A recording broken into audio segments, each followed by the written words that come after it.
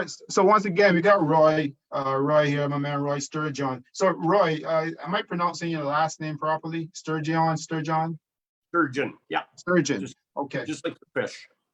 All right. Have you ever caught a sturgeon fish? No, I haven't. They're pretty big, man. Like there's some huge fish. Yeah, that was my nickname in the jocks room when I rode. Oh, really? Yeah. Yeah. Well, this is a kind of a joke because, the sturgeon fish, they grow up pretty old, and that's not the reason why they call you sturgeon, right? Yeah. So, my man, Roy, I recently met Roy online, and I realized Roy is very interesting. He has an amazing story, and he has started some wonderful things down in Alberta. And Roy, first of all, let the people know who you are, and how you got involved in the business of race riding and the horse business. My family's been in the horse business forever. When I was a kid, my parents bought and sold horses for a living. And when I was little, I showed like very extensively, and I jumped a lot of horses, like very, very competitively. And one girl that I showed with, her dad actually trained race horses. And we became very good friends. And to this day, we're best of friends. But her dad always told me if I stayed small enough when I was old enough, he would take me to the races and give me a shot. And that's how I ended up going to the track. I started galloping horses for him that summer when I was 15. That summer I turned 16. 2 days later, I got my jock's license and I was riding races. Wow, man. Yeah. So what was that like as a child? Started breezing and galloping horses with your dad, man. Tell me a little bit about that if you can remember. Oh, it was pretty cool. Like, we out west here is a little bit different than like a lot of traditional racing. Like we have some very good tracks out here, like Edmonton and Calgary, where it is very competitive. But when I was a kid, there was lots of like backyard and bush racing. My dad actually ran pony chuck wagons, and that's actually where I really first started riding race horses. Like I rode my first race when I was 6 years old in one of my dad's wagon ponies, because they pull them horses off in the afternoons. And, as kids, we'd match race them ponies. That's what we did. At all these old, yeah. So we grew up fairly tough. Well, that sounds pretty tough and pretty rough, because I watched some of the pony wagon races. Is it Calgary Stampede? And that's pretty awesome, man. Like I don't even know how they can pass each other with those things. That's some pretty good skill. Yeah. So we grew up around that. So, we had lots of experience, and the same thing too. I worked for my dad here for about a year and a half at home, like riding colts and stuff before I actually went to the races. And when I started at the track, I was galloping, within probably 2 to 3 weeks, I was galloping to 25 to 30 head of horses every morning, for the guy that I worked for. And yeah, like we got on lots out here. He was a very good horseman. His name was Bud Mathis was his name, and he was a Hall of Fame trainer from out here. Like he started training back in being at the track in the Depression, so he was a pretty all-around horseman. At one time or another, he trained race horses at pretty much every racetrack in North America. Like he was a good horseman. So I got to learn my craft from him and lots out here just like him. Like lots of people down in your part of the world, they know a lot of horsemen from out here. We've had some very good ones. Some of the very best riders came right here from Alberta, from the prairies. Some of the best in the world came from right here. So yeah, I've always heard that. And I think what it was, and this is kind of what I was always kind of told, we grew up racing on these old fair tracks, and back in the day there really wasn't much really for rules or anything like that. Our deal was always get to the rail, that was hammered into our heads. And the guys that went, south or down east and made it, they got on the mile racetracks. Well, they'd never seen so much real estate in their life, and all them riders down there, they drift off the rail at the head of the lane. And these guys, they just come up the fence because we were fearless and we didn't know any different, I guess, really, long story short, and that's, I think, why some of the greatest riders came from here. And we rode a lot of rough horses up here. Like a lot of them were not the nicest of horses. And truthfully, that's what my career was. Like, I made a living riding them kind of horses. I liked it and I was good at it. So, I mean, like the real riding, is that came like second nature to you after a while, I guess. That's why you had no fear. Yeah. And I loved it. The game was, over the years, the game was very good to me. I loved it. I got to meet some very, very cool people. It's taken me to a lot of places. I've met people all over the world, especially now, through Facebook and this program and stuff that we do with the kids, especially. Like, I've got some of the best people in the industry all over the world, commenting on these kids all the time and very actively following them.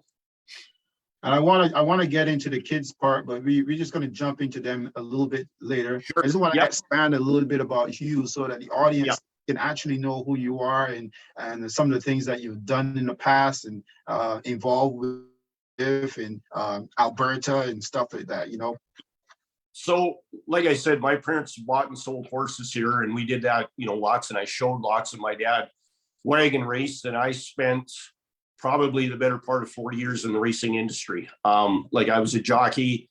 I was an outrider there. After I quit riding, I galloped horses for quite a few years. We ran a training center at our place for quite a few years.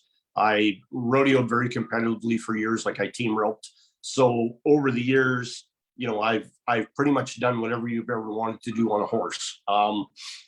In my career, I don't know how many thousands of horses I've been on, like, too many to count, really.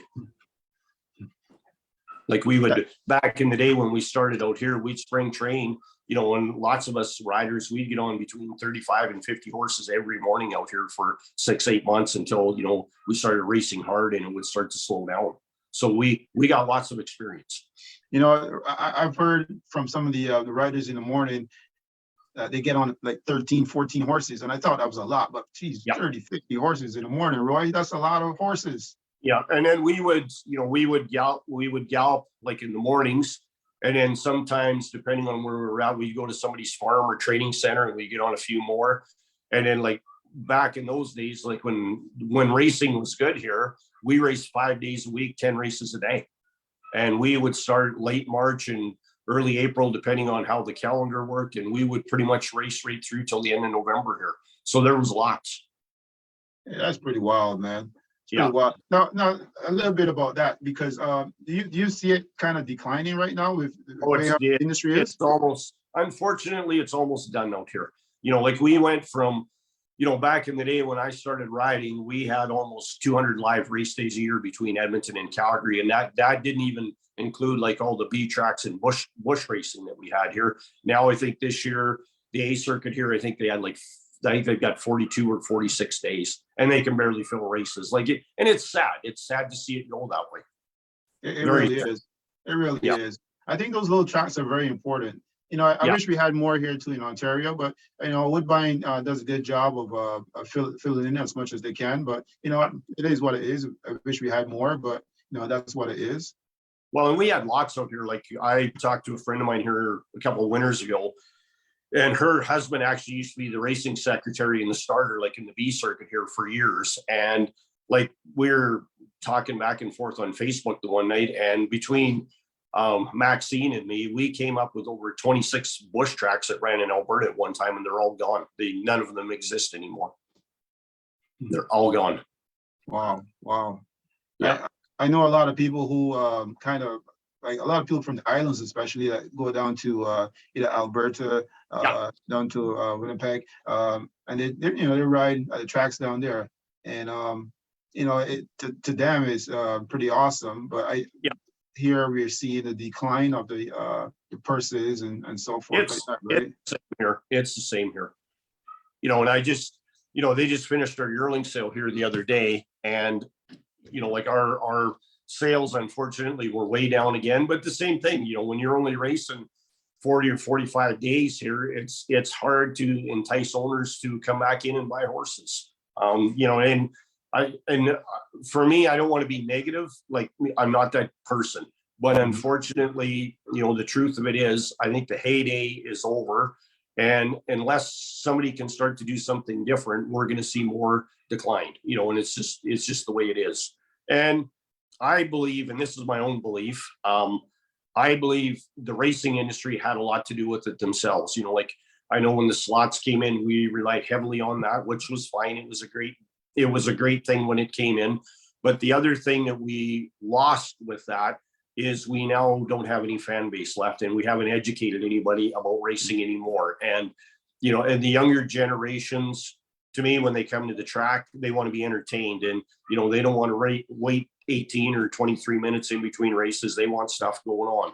And technology just blindsided our industry. And I think a lot of the older people that were involved in the industry, it's like, well, we're never going to change, and they should have changed. And I think now they're trying to figure out different ways to catch that up and make it work, and they struggle. And I give them all the credit in the world, the people that are trying. They're trying to do whatever they can, but unfortunately, we've lost, I would say, almost 3 generations of fans. Well, you know what? We have a great opportunity for me and you and for other people like us to try to rebuild and try to get this thing going again in a way that we would probably appreciate it, Yeah. And I would like to be, and I guess, same thing, we talk about these kids later, but my biggest thing is trying to be like a positive for these kids in horse racing, the same thing too. On that flip side of it, there, a lot of it has had a lot of racing has had a lot of a black eye in the last several years, and different tracks and different trainers, and, and they same thing, the technology, and the use of the internet and whatever has raked everybody over the coals. And some of it rightfully so, some of it probably not so much, and everybody's got their own opinion on it, which I understand and get. But, like it hinders us as much as it helps us sometimes. And, like the same thing, like I said, with these kids, like we're trying to put that's what we're trying to be. We're trying to be a positive back in horse racing. And that's what I want to be. And we were talking about it here a couple of weeks ago when the kids were racing, and people were asking me about different things. But like when I first went to the track as a kid, even before I was actually like working there, it was a magical place. You went there and it was like a circus. Like there's characters that I remember, from 40 some years ago that I will never ever forget. Even guys selling the racing form to people working in the paddock and doing different things. Like they were characters, but that was their job and that was their living, and they were very good at it. And I guess for that's what I would like to kind of see come back a little bit in racing, like a little bit more of tradition, but in a fun way, because a lot of people, they don't get that and they don't see that. And it's unfortunate. Well, the track itself, to me, from my experience now, is that, it's a whole different culture. So, I mean, sure. like the people who work in the backstretch, man, I can't compliment them enough. They do an awesome job of just being with the horses, fixing these horses, getting them ready for the races, just being around the horses. And the people who just show up on game day, they don't see that. No, and you gotta love the game. You literally gotta love the game to work in this industry and survive in it. Because I honestly, even when racing is good, there's probably way more lows than there ever is highs. And that's just, it comes and goes. You get good horses as trainers and owners, and you get good horses to ride as a jockey. And at the same time too, you get to the point where it doesn't matter how hard you try, them horses just don't win, or they don't run for, whatever reason. And it's pretty easy to get down on yourself. And it's a cutthroat business, like it's very, very competitive. That's the one. I'm not laughing because that's the one line that I'm hearing for the last 8 months or so. It's a cutthroat business. No, it's true. It's true. And I can remember lots of times riding too, because, this goes to the jockey side of it. You're the easiest person to blame in the equation when a horse doesn't run. I rode horses and there's no way they could get there. And, you knew you were fired before you even got them pulled up on the backside. But, the owner would be standing there with the trainer, and, and the trainer's like, oh, this happened, we got a bad ride, and the trainer's not going to say that, number one, the horse can't run, or he did a bad job training him. And the owner's not going to say, well, I bought a bad horse. So riders are, they're pretty they're pretty expendable. And at the same time too, I'd have trainers that I worked for years, and they'd say, you come back and you're fired. And as you're walking back to the jocks room, they're like, be in the barn in the morning. But, because that was their job. That's what they had to do. At the end of the day, everybody's got to be happy there. That's right. That's right. And at the end of the day too, if the check's not coming in, everyone gets a little bit grumpy. Yeah. So that's what usually happens. And for me, I made a career for the most part, riding bad horses. I didn't ride tons of good horses. I rode for lots of little barns. And for what I enjoyed about the game, I could make, bad horses. I might not make them win, but, horses that were really unruly or couldn't run, I'd scoot a lot of them horses up to maybe second or third. And them little barns, you'd actually give them a check. They actually, make enough money to feed their horses the next month or week, or their family or whatever. And that's what I always liked, and when you can make them bad horses really come around and, and maybe step up to the plate and win for them little guys, like that's what it was about for me. I loved the game when I could make them horses like that run. Well, you know what? One of the trainers confessed to me one time that one of the best times that they had was when they were training out in the smaller tracks. The people were amazing. They had such a great time with the smaller trainers, and it was awesome.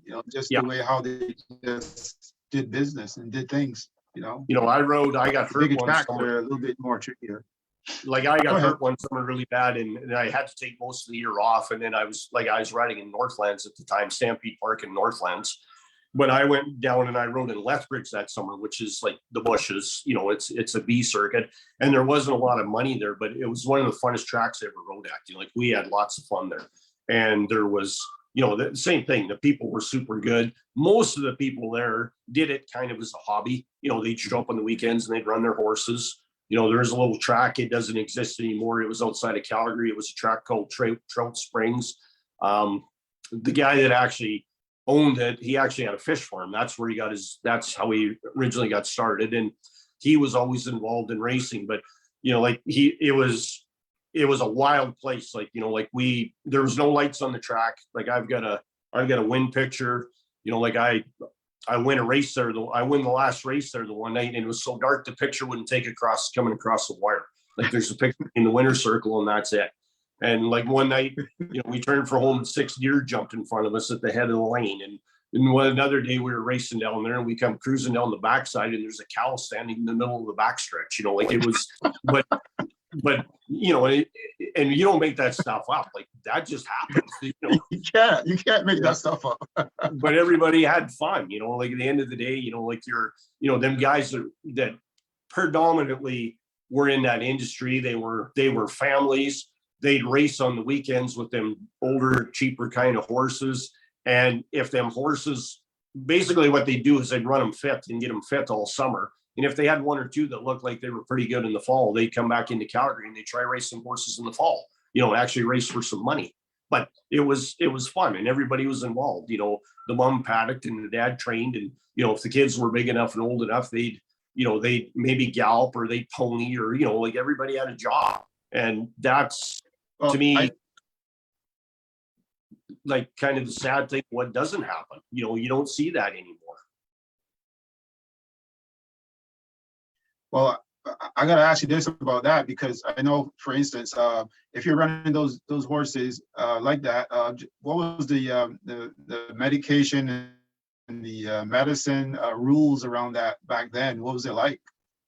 Very little. And honestly, don't get me wrong, there was always people doing different stuff and using different things. But back in a lot of that, for the most part, there was very, very little, because truthfully, most of them guys couldn't even afford any of that stuff. And there was, they'd have some old crock that they got from some friend in town, and they'd take them out there, and, 2 or 3 of their buddies, they'd have a barbecue, and they'd, drink a few beers and whatever. And that's what it was more about, because at the end of the day, first of all, out there, the pots weren't big enough to really, they weren't big enough to make a difference. They were getting you gas money from that track to the next one, the next weekend, is basically what it was. So, but at the same time too, some great riders came out of there, because, when we had all of that, division of racing out here, where there was Edmonton and Calgary, there was Lethbridge and Grand Prairie, you know, and like I said, that track called Trout Springs. And then we had all these little B tracks that ran out here. There was a place for everybody, you know, like if you were struggling as a rider or a trainer, you could drop down to the B circuit and ride a lot more horses or train more horses and learn your craft. And if you know, got good enough, you could come back up. Or, you know, riders, some of them, they just got plainly too heavy to ride in the city, but they could still go and they could ride and do okay, you know. But there was a training ground for everybody there, and there was a place for everybody, where now there isn't. Like basically we've got we've actually got one A track where they run thoroughbreds here now in Alberta, and there's two B tracks where they go. But like I said, there's no days left, so there's hardly any of that left for these people out here. Well, you know, I like that idea. Like what you said, when the guys can go down to the B track, and if they're a little bit heavier, they can still have opportunity to make some dollars, and also practice their craft. They get better, you know, and harness their skill. So I like that. It's too bad we don't have too many of those things around now that, you know, guys can actually have an outlet where they can make some money. Well, and even some of them guys that got too big to ride in the city, you know, they'd maybe quit riding, but they'd actually go like get like a job, but they could still go ride like on the weekends, and because they didn't have to gallop horses, they were good enough, you know, and they'd go ride the cart every weekend at some of these places, you know, and they did very well. And some of these tracks were close enough to either Edmonton or Calgary that, you know, they really didn't have to travel very far. So they, you know, be an hour and a half drive for these guys, and they could, you know, and they could still ride, you know, like me, you know, like it was great, you know, like me, I still ride with these kids because number one, I like to, you know, and I'd lie if I said I didn't. But what I do like about it is, as I'm out there riding with these kids, I'm talking to them all the way around, and I'm telling them what they should be working on. And, you know, if they think they're in trouble, if they're okay, or if they need help or different things. And, you know, and like these kids learning now, there's no place for that. They just don't offer it. Well, once again, just want to let everyone know that we are speaking with Roy Sturgeon, and he is operating down in Alberta, and he has a wonderful story. And actually, I'm going to let him talk a little bit about the riding school, riding club for the kids, and it's an opportunity for kids who want to get involved in racing or riding, actually. And Roy will teach them how to do it the proper way, in the right way, in a safe way. So go ahead, Roy, tell them about your club and tell the name and so forth. So a few years ago, this goes back to, you know, the racing side of it. Like I said, I ran our place as a training center. Two of my regular clients, they retired, and truthfully, I was almost out of horses overnight. You know, like they were very big and very good clients. There's been, in the last probably 15 years, every year there's a large decline in our racing out here. I knew that it was going to get bad. I truthfully never envisioned it was going to get as bad as it did. I was fortunate enough, we have like our farm, and I said to my wife, I said, you know, and this was before we'd even thought about doing any of this stuff. I said to her, I said, well, you know, maybe I'll teach some riding lessons as kind of like a semi-retirement thing. But when racing got bad enough, I had to have a plan B. So we started doing lessons a little bit part-time. I was still working at the track a little bit. I was out riding quite a bit, and I still galloped a few. But same thing, it was getting less and less.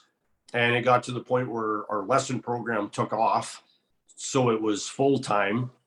And for the kids, we've got a training track in the backyard here and a starting gate. So we'd mess around a little bit on the weekends. My boy and a couple of his buddies, we'd race a little bit. And my wife, her daughters, they were younger at the time, but they wanted to learn. So we started doing that. And then I always had people asking me about the industry and what it was like. So I said to the parents the one day, I said, I'll put on a fun weekend for the kids. So we did kind of a camp, I guess, more than anything for the kids in this program. And they all liked it. So then I said to the parents, I said, if you're interested, I said, we can maybe turn this into a lesson. And I honestly thought it would go about 2 or 3 months and it'd be too hard for a bunch of these kids and they would lose their interest. And it actually went the other way. Like I was making kids gallop horses when it was like 30 and 40 below just to see who would stay and who wouldn't. And they all stayed.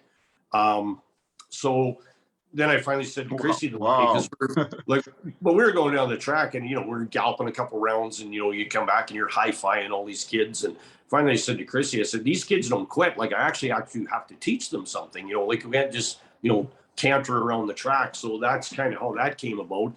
And then we started doing a little, few derbies and race nights. And what we do them for is we do them for fun and we do them for charity events. Like, quite often, somebody needs a benefit, we'll have a race night and that's what we'll do, and we'll auction off all the horses that night. And, you get to, you get to be an owner, your horse wins, you get to, get your picture taken in the winner's circle.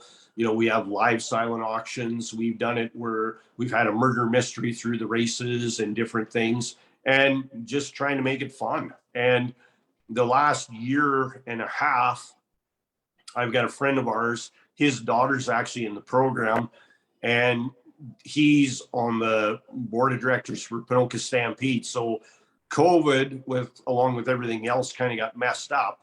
So they couldn't do what they traditionally do because of everything that was going on.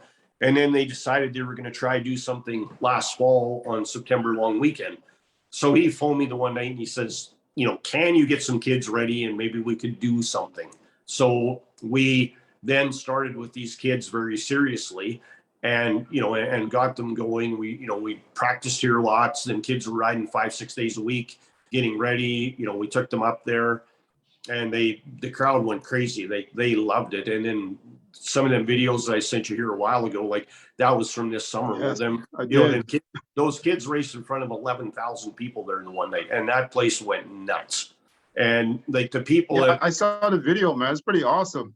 Yeah, and these kids ride hard. Like they ride very competitively. And when you say, oh, it's our junior jockeys, or and I think they expect kids, to be dressed up in in colors and they're going to canter down the racetrack. No, like these kids race very hard and competitively. They all break from the gate, and they ride super well. And we've got honestly some of the best people in the world in the industry follow these kids all the time. Like Mike Smith, I talk to him all the time. We got to meet him when we were in Santa Anita last year. Mike told me, he said, you ever need anything for these kids? He said, you let me know. Like he just loves this program. A guy that used to actually come up from California and ride here. Another guy was Iggy Puglisi. Mm-hmm. We met him down there. Same thing. He's very good. And lots of people. Like I've got people all over that follow these kids. Hey, look, I saw the videos and I thought it was pretty awesome, man. I mean, like the kids seem to be enjoying themselves. And you talked a little bit about how the program itself is pretty safe. You guys make sure that the guys fully schooled, and if they don't feel comfortable, they don't get on the horses at all. We don't. We've we're like anybody else. We've made mistakes along the way trying to figure stuff out. Like it's growing pains. We're to the point now that if these kids want to race, they have to ride a minimum of 3 times a week. Most of them ride 4 or 5 times, and there's just no gray areas there. But in the program, they're here race days. They're here. They do stalls. They look after the horses. They get everything ready. That's all on these kids. We run our race nights just like an actual race night at any track. Mm-hmm. Either I outride for them. I was a professional outrider. I get a friend of mine that also does it. So one or two of us will either always be here. We've now got a really good gate crew. Like we've trained some of the parents over the last couple of years, to be good in the gate, and which is very, very hard. And the same thing too, like our biggest thing is the safety aspect of it. Like at the end of the day, these are kids. That's so, right. And even, when I outrode for years at the track, I took my job very serious. And when I do it for these kids, I take it twice as serious, because at the end of the day, it's on me. The last thing I ever want to see is something happen to these kids. We're very selective in the horses we use. We don't use thoroughbreds on purpose. My track is fairly small, so a lot of them horses actually just run too hard for them kids. And honestly, I don't think they need to go that fast when they're learning. We have a hodgepodge of horses. We've had horses donated to the program. Most of what we ride, truthfully, is a bunch of our lesson horses. They double as race horses and lesson horses. We have a lot of rescue horses in the program. We've saved quite a few horses that were, going actually to the kill pen. So we use quite a few of them. And the kids now ride good enough that when we get these greener horses, once I get them going good enough, these kids can actually help me get these horses going. And I think the trouble in the industry on the other side of it is going back to, like these people learning their craft, and especially if they're really wanting to do it, there's real no safe place for them to really learn. Like, I'm not saying there isn't good barns and there's good trainers and, training centers and stuff like that. But at the end of the day, most of these kids, I think, don't ride good enough to be thrown in that environment where, I look at me personally in my background, like we grew up riding rat ponies and, and those ponies were our toys, where you take kids now, everything's online, they've all out here, kids all got, quads or motorbikes or, this and that, and everything else, where we had ponies. And we, if they bucked us off, we rode them till they quit bucking us off. And, if we couldn't ride them, we had a friend that would. We just kept lining up till they were rode. And that's how we learned out here. Speaking of online, and I've noticed that when the kids go to the backstretch at the racetrack, and a lot of times, the kids love the technology, love the gadgets and so forth. But when they do go to the backstretch, and they like to get involved, they like to get their hands dirty and like to be physical and stuff like that. So, it might be on us as parents that what we're doing to not getting the kids involved in stuff like this so that they can actually get a physical aspect of life. Yeah. See, what we do in our program too, like race days or practice days or whatever, like them kids are not on their phones. They're just not, like they're here in the barn. We try to split them up in teams.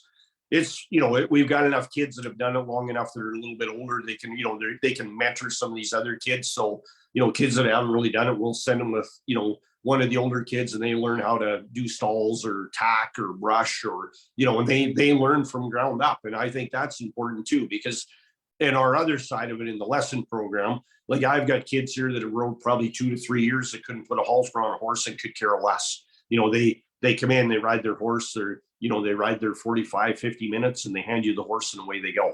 And I think, and we've tried to do different things. They don't want to learn it. And I think at the end of the day, their parents truthfully do those kids an injustice, because they don't technically ever really have to learn. And one thing we've really learned when we started doing lessons, and this just goes to the lessons in general. It doesn't matter if it's our ordinary lessons or this racing program.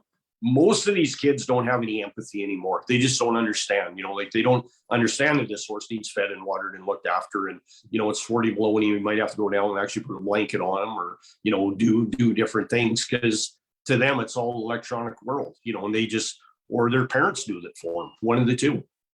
I mean, it's funny you say that, because one of the things that struck me the most was the like you said, like this creature is living, and I've noticed, like, the people who work, they have to come every day and look after this animal. So a lot of times that's forgotten from the younger generation, and it's important that we continue to teach them about caring for each other and caring for the animals, right? Yeah. And in our barn, we don't have any help. Like we do it all ourselves. Like our family does it all. So we don't have any outside help in the barn. So our outside help is these kids, and to me, that's part of it. Like we've got kids they're really good. They come after school and they come help do chores or help get lesson horses ready or whatever. And they're here all the time. And I don't mind doing lots for them kids because they actually help and they want to be here. And I think a lot of it too, a lot of these kids are entitled. And that's just me. But at the end of the day, too, there's no consequences. They don't ever have to work for anything. And like when we do this program, don't get me wrong. Like there's days certain kids they can't stay or they got to leave early or whatever, and I get that. Like it's that's life. But the ones that do it consistently, they're just told not to show up.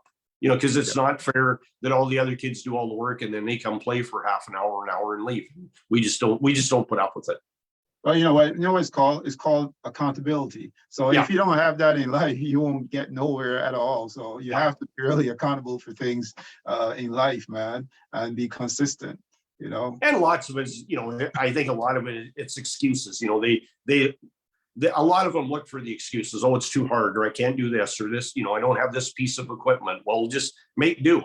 Like we've been fortunate, like Christy and I subsidized probably the majority of this racing program on our own, and we do it because I love it. It's not because we're making any money out of it, because we certainly don't. But we've been lucky enough that different people that I know in the industry, they'll somebody will retire and they'll send us like old exercise saddles or stuff like that, because a lot of the kids in this program, they're from them families where there's just nothing there. They just can't. So it gets very hard. And the same thing, like in the last week, we've bought 5 more ponies for this program because we need them. Like we're starting to wear out our horses because we got too many kids and not enough horses. And and it's a good problem in some ways, because it seems like we're getting a little bit more interest in it, which is good. But at the same time too, then it becomes a whole different can of worms. There's more horses to feed, and this and that and everything else, and it all goes with it. So you're going to need a lot more help pretty soon. Yeah.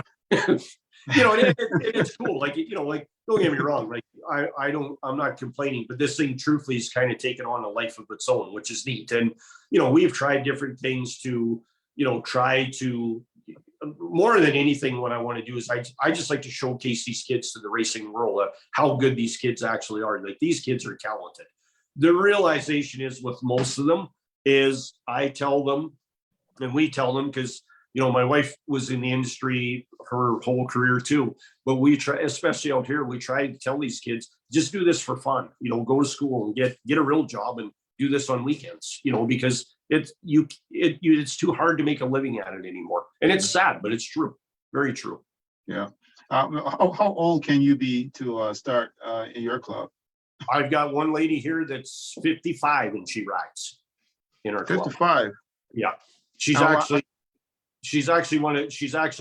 lessons here too, but she's actually one of the ladies that works in the gate, and she's actually a registered emergency nurse. So she's always here when we race, but she rides a little bit too. And like we changed a little bit in our program, because when we first started it, we called it junior jockeys because they were all kids, which was fine. But now we've got some of these kids that are starting to be like in their, late teens, early 20s, and technically they're not kids anymore, but they love to do it. And at the same time, they're super good help to me and Chrissy, like when we're doing this program, and not being, I don't even know how to say this so it doesn't sound mean, but it's our rules. So we can kind of do whatever we want. And like, as much and as passionate as these kids are about it, how do you say, okay, well, you're 18 years old now, you're done, and you can't ride anymore, and especially, that's true.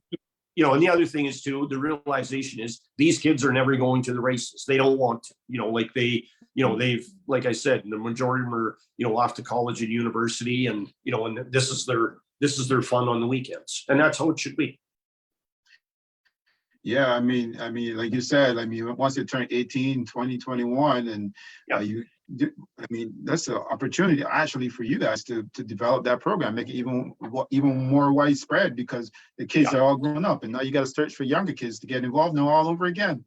Yeah, and it's hard because you go through them. And the other thing is too, like anybody that's involved in the racing world, especially in the riding side of it, as far as jockeys or exercise riders, you don't all make it. Some people are just not cut out to do it. Even doing this, even on these lesson horses, it's too much and it's too fast. Okay. Like at the end of the day, and this is what I tell the kids and parents, like if you're not comfortable doing it or you're a little bit scared, you shouldn't be doing it, because that's when you start making it bad for everybody out there, other kids or horses or whatever, because you panic and you make mistakes that you shouldn't be making. No, I definitely agree with you. Now, what do you say to the persons who are actually discouraging the racetrack lifestyle? What do you have? What are some of the nice things you got to say to them, just to encourage them that, look, this is a whole world out there itself. So you guys got to get involved and keep us going, because it's very important to us. These are some very unique people who take their horses very serious. Well, we say, and I'm trying not to get off topic here, but I try to do different things. I become like a huge geek in the racing history in Alberta here, because it is very large, and unfortunately, like I said, most of it is done and gone. But like some of the stuff that was here, that, the riders that were here and the horses that came from here, and, the racing that was here. So we do some events at our place. Like we have derbies here that are actually open to the public. And we, like I said, we'll do them either for fundraisers, or sometimes corporations will hire us to do like a barbecue, summer barbecue, things like that. And what really kind of opened my eyes, we did one here about 3 years ago, and I got a bunch of my real tack out and different things, and I had it on display. And then we started talking like about some different stuff. And I thought I would maybe talk for, 5 or 10 minutes to these people. I was over an hour and a half before we actually got to start the races that day, because the questions just kept coming.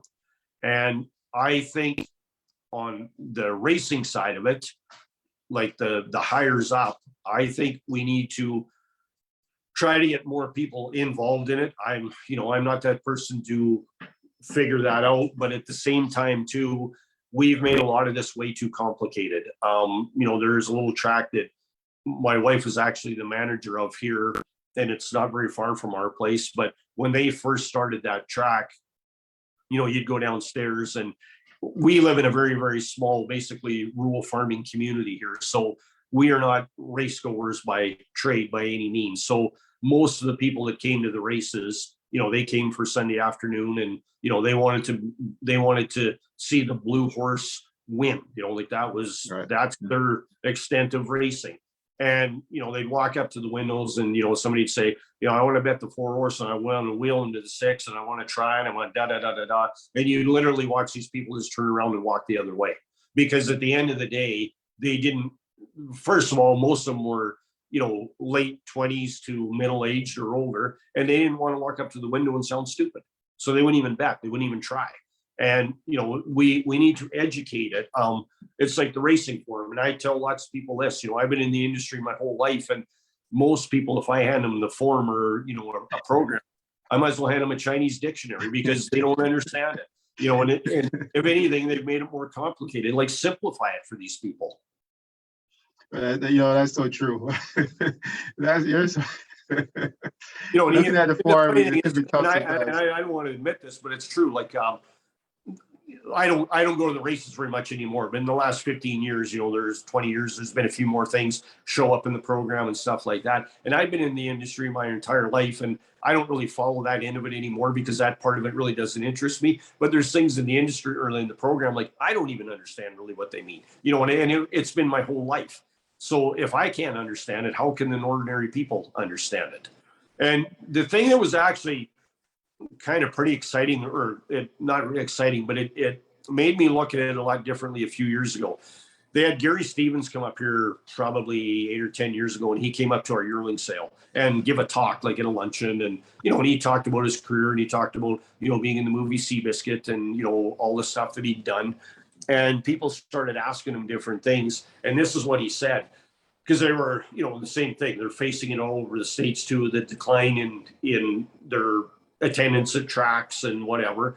And at the time, he said, I think the average race score in the States, the stats were something like 82.6 years old. Well, what does that tell you? Our fans are all dying, and we're not doing anything to get these kids involved. One thing, we actually practiced and raced here last night, but one thing that I asked the kids and the parents and everybody involved, I'm actually going to put a jar down in the paddock there, and basically what it's going to be is a suggestion box, because I want even the little kids to give an idea of what maybe them or their friends or whatever would like to see and or try, all the way up to my age. And we've got, my following is basically on Facebook, and most of the people on Facebook are friends of mine that I rode with or that I was in the industry with, and they're my age or older.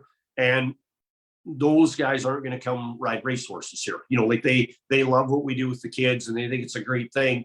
But the kids that are actually riding in our program, those are the kids we need to get their friends and their buddies involved in it. Like I was telling the parents here a couple of weeks ago when we were messing around, like if we'd have had something like this when I was a kid here, we'd have probably had 200 kids here a night plus. And now, and it's just in the equine industry, like everything's all over the map and everybody just does less. They just do. But if we'd had something like this in this area growing up, we'd easily had probably a couple hundred kids here a night between, kids wanting to ride and kids helping in the gate and, people ponying and paddocking horses and, and people just coming to be fans. And now, like we, on a ordinary race night here because we race most Friday nights here and everybody kind of brings their families. They, we maybe have 50 or 60 people here on a good night, and don't get me wrong, it's lots of fun, but it's sad because, back in the day, there'd be like, even in a little farm track like this, there'd probably be 500 people here to watch the races, and there just isn't. Do you want to tell the audience again the name of the track, the club, and so they can get familiar with it again? So on our club is called Flying Cross Jockeys Club, and we actually have a Facebook page.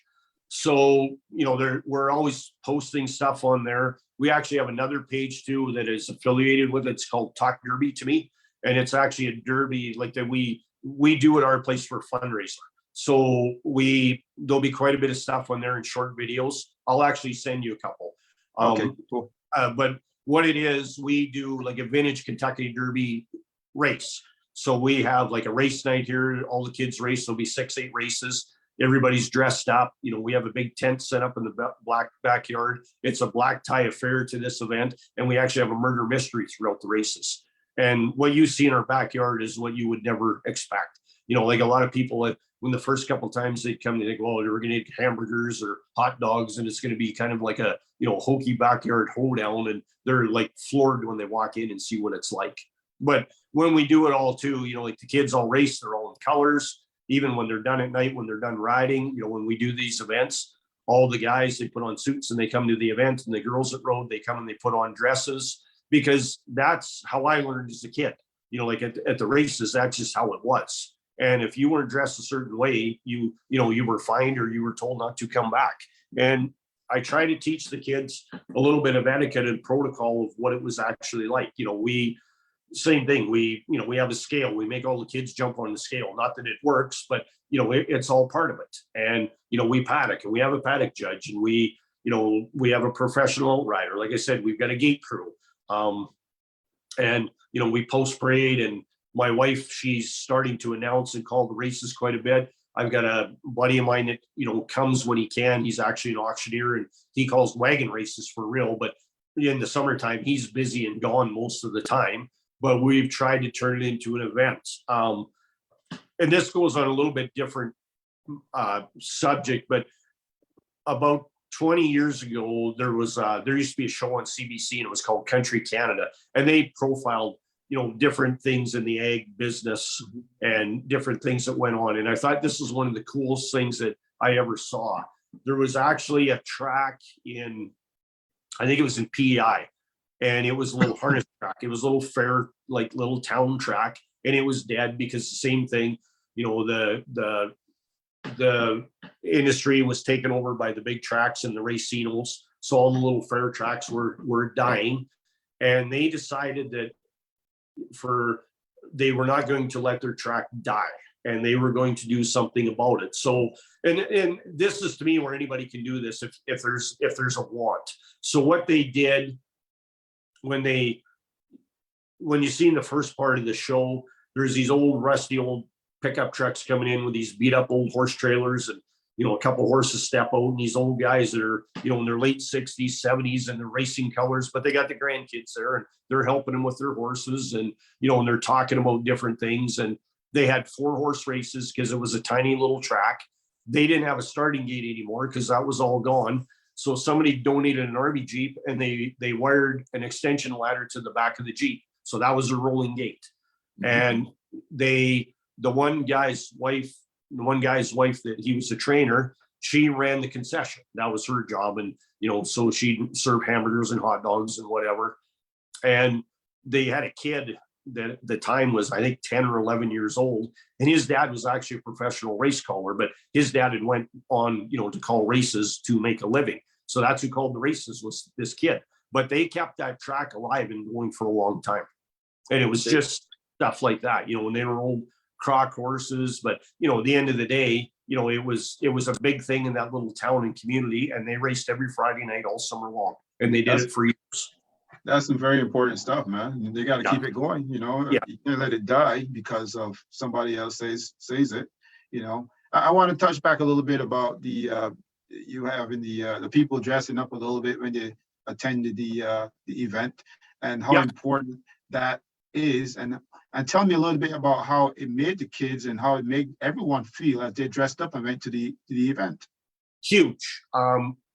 Like every time we do it, it's done as a fundraiser, and that's what it's for. Either for our kids, like we've raised money to go different places or do different things, or we've done it for benefits. Truthfully, we've done quite a few like families that needed help, and we've done it benefits that way. But it's weird. People, when they're dressed up and they get to play the part, truthfully, it seems like they'll spend more money. And they act a little bit differently too. They do act a little bit differently.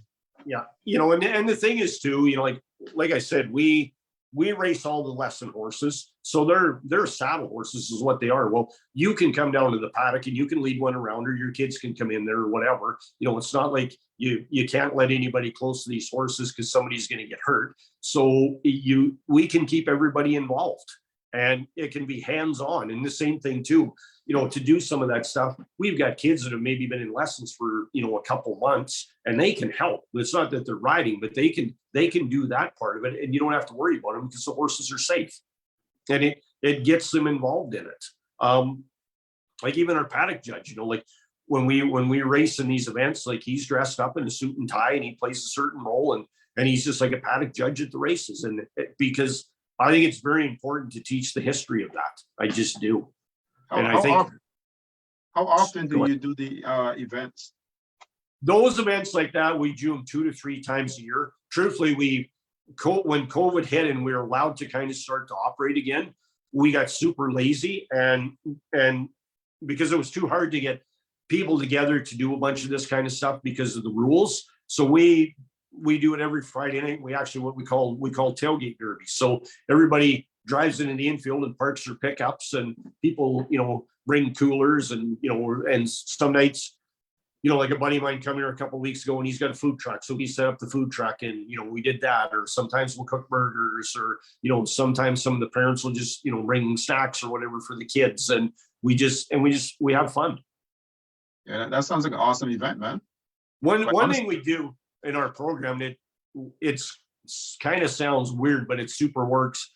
And it helps a lot. So when we're done every night, whether it's a practice night or a race night, everybody that's involved or anybody that's left over, like in the crowd or whatever, we get around in a big circle and we do a thing called words. So basically what we do is we have a word board, and everybody can either pick a word off this board, or if you've got something in your mind or whatever. And we do 2 things. You go around and we go from person to person, and basically you kind of, everybody can talk about what happened good that day or what happened bad. And then the other thing that we do too, especially with all these kids, we make them pick a kid or a person that they got to say something good about. And what it's done, it's made these kids so they can actually public speak. And like some of the stuff that comes out of these kids' mouths and some of these parents, you wouldn't believe it, truthfully. And kids that won't say, when they first started, they're buried their head in the sand, and they get their head down there. Oh, it's fun, and now these kids will actually talk, and it's brought a lot of these kids out of their shell.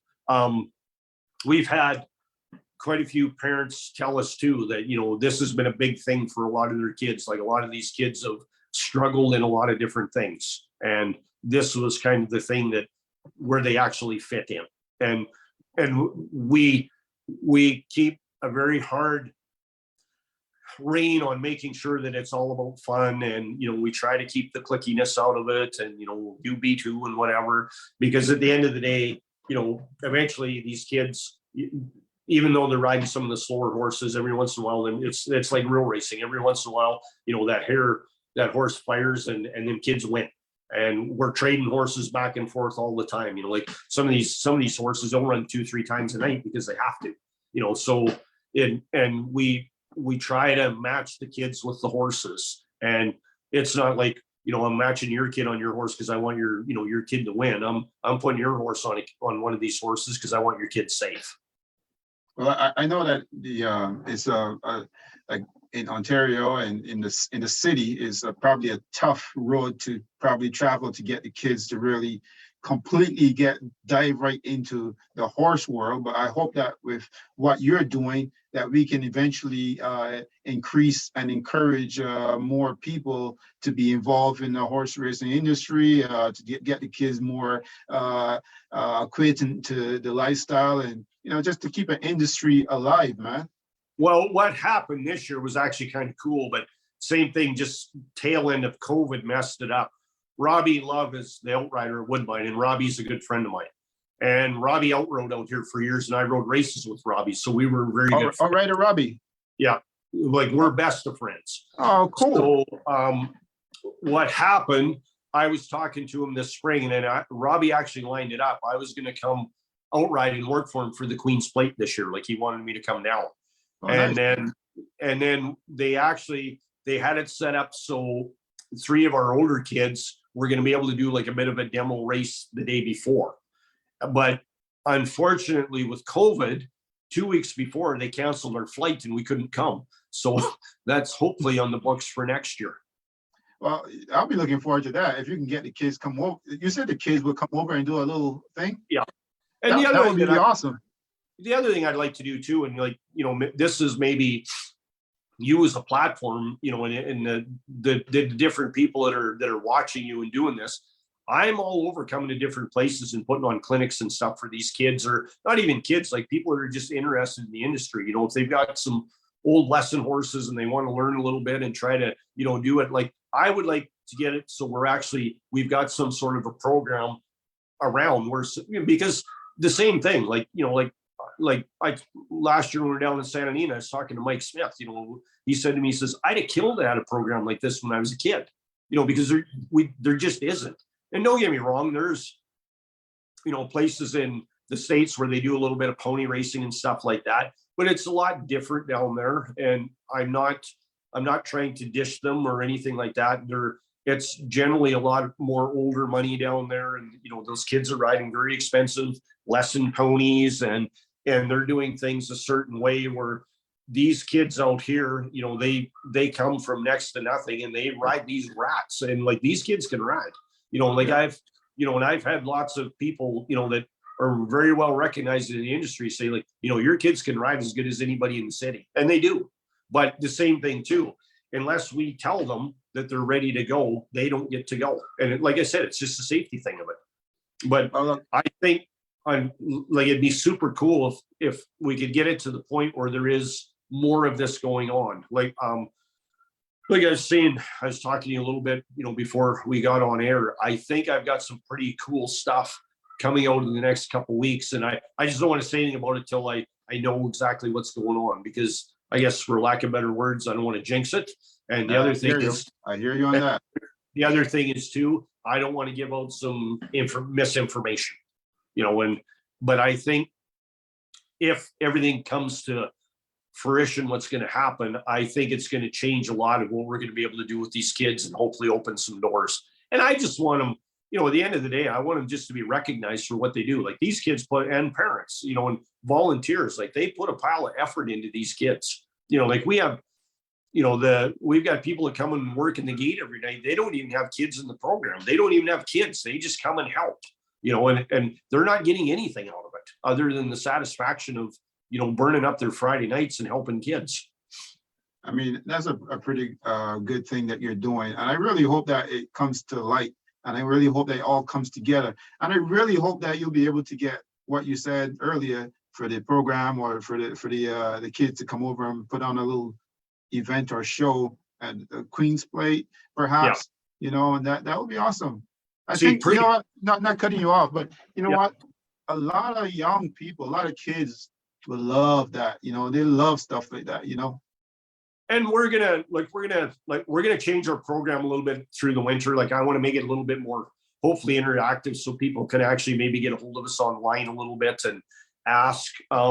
Like another thing that's been pretty cool, we were pre-COVID, we were actually invited to go to the Jockeys and Jeans benefit with all the kids. So the kids fundraised over 20,000 on their own to make enough money for the plane trip and everything else actually to go to Churchill Downs. And unfortunately, the one lady, the mom, about 3 months before we were supposed to go, she was actually diagnosed with stomach cancer. And she wasn't very well, so we decided we were going to hold off. And truthfully, about 2 weeks before we were supposed to go, she ended up actually passing away. So we didn't do anything with it that year. And then the next year, then COVID came along, and we were invited because it was going to be like in Santa Anita. So we were going to go there, or no, we were supposed to go to Santa Anita first, and then we were going to then COVID hit, and then the next year it was in Churchill Downs. But the same thing. These kids had raised all this money on their own, and they did it. Like it wasn't the parents, it was the kids.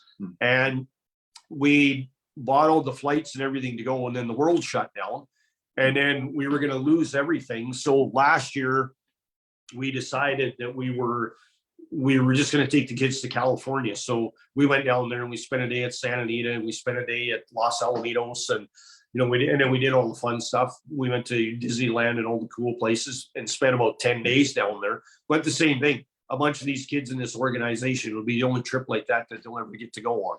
So that was pretty cool. But we've been invited again to go this year coming up.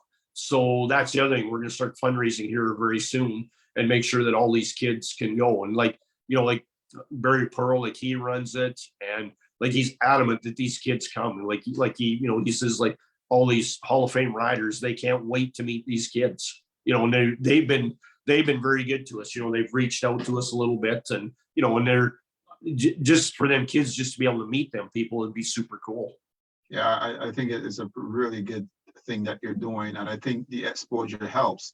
I encourage you to continue to use this platform, use Barn and Track to if you want to post something, or if you want to get something out there so that people can see or donate or help or whatever, just put it out there and let the people know, man. No, that'd be cool. And I guess and I got millions of racing stories. Like I was in it my entire game, but probably one of the things that meant the most to me as a kid and this is actually the year I started the track, but I wasn't riding yet. When they used to open the races every year in Edmonton, they would have like a celebrity come in and open the races. So that year they actually had Sandy Hawley come in, and he rode some races that night. And the guy that I worked for, he always used to make me go sit up in the starting gate, and I'd watch all the riders break and watch what the gate crew and stuff was doing. And if we didn't have horses in, that was my job. I'd go sit in the gate. So I was sitting in the gate, and they load Sandy Hawley. He's in the one hole, and he asked me who I was, and he shook my hand, and he's talking to me, and and they're loading the field. And this was probably the coolest thing. The whole time he's talking to me, he's looking down, because they're loading the rest of the gate. And just as the last horse goes in, he says, "Well," he says, "I hope you have a very good career." But he says, "I got to go now." He says, and they kicked the gate, and the way they went, like, I'll never forget that. But that's the memories that people want. Yes, that's right, man. That's pretty awesome, Yeah. Well, I know it's just past an hour now, so I just gonna wrap it up pretty soon, because I don't like to go too long. We gotta feed the kids, and we gotta get them to bed and so forth, right? So yeah. Hey, Roy, look, I just want to thank you again. Thank you for doing this with me. It's been awesome. It was great. It was fantastic. Listen, man, anytime you want, just use our platform to promote, put things in there, expose, so forth. It's a public platform, actually, so you can go ahead and just drop it in, man. Yeah, and same thing too. If people want to like message me on Facebook or whatever, or look at our our jockeys program and leave messages there, like, for sure. We're all over answering people. And I'll make sure I drop your information in the Barn and Track a group, so that people, if they want to get involved and join the group that you're in as well, they can do that as well, right? So that they, just be part of it, Yeah. And same thing too. If people, any suggestions or ideas where they think they can maybe help us with these kids, like I'm all over it. Like my ears are always open. Oh, for sure, man. Like I told you earlier, there's tons of horse people within the group. You got trainers, you got owners, you got jockeys, you got outriders, you got grooms, fans, handicappers, all types of people in there. So, it's really good that we can use this platform to kind of alert people about what's happening and how they can help.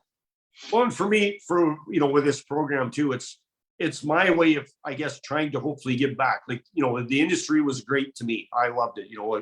It was very good. And all the positives that I got out of it over the years, and, the people that I got to meet and things, like, this is my way of hopefully trying to give it back.